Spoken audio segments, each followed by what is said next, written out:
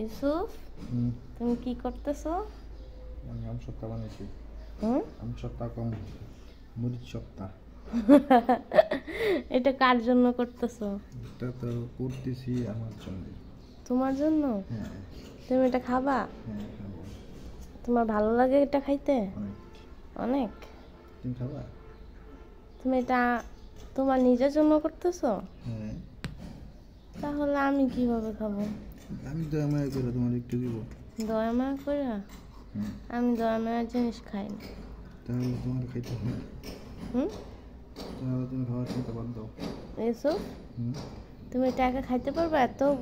এতখানি কিভাবে খাবা? মুখের ভিতরে পরটা একসাথে ঢুকাই দিব। মুখের পরটা একসাথে ঢুকাই দিব। মুখে? হ্যাঁ। এটা কিভাবে বানাইছো? ওয়াও ইউসুফ, মজা। এটা কিভাবে বানাইছো? এটা আবার কেমন খাওয়া?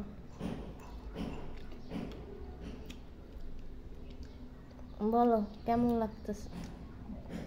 ভালো। বাবুটা অনেক ঝাল। তুমি খাবা?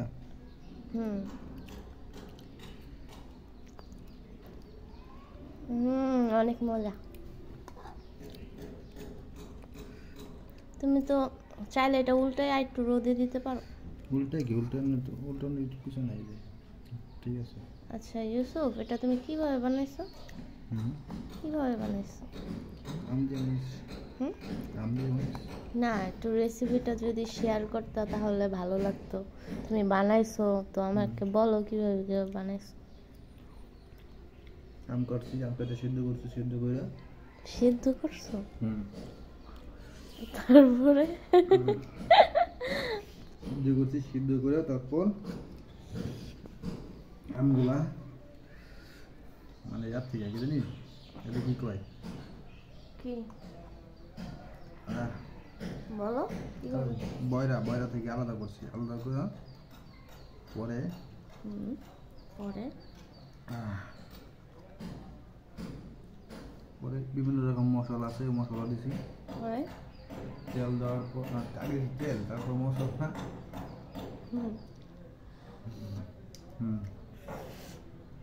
তারপর দিলাম চিনি, মরিচ, তারপর আম দিলাম। আম দিয়ে কিছুক্ষণ জাল হয়েছে, জাল হওয়ার পর একটা প্লেটে ডালছি, ডালার পর রোদে শুকাইছি 2 দিন। Then complete. কমপ্লিট।